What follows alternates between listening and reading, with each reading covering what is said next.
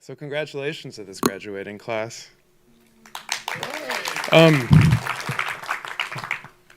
Design research and writing can mean a whole bunch of different things. I think one of the things we do in the department is try to sort all that out. In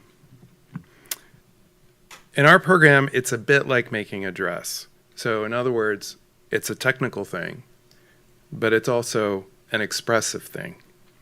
Some like pleats and ruffles, and some like A-lines. The graduating class of 2025 has many distinctions, but I'd venture to say that they are one of our best expressed classes. These folks know how to write.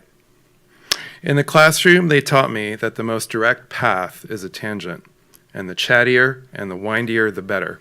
So much fun.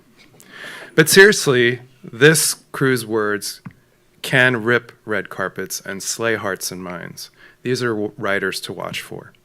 My role tonight is simply to give you a sketch of the academic program so you understand where the work you're about to see came from. In the fall, coursework introduces the basics of research and writing for journalists. During this time, students explore critical sources to sharpen their approach and frame their topic. In the spring, coursework is all gumshoe adventure, interviewing sources, site visits, all of which feed a feature article illuminating design, its entanglements, its consequences, its origins, its responsibilities, its failures.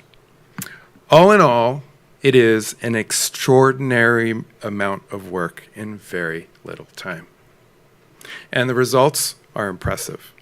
So let these folks show you what they've come up with. Congratulations to the graduating class of 2025.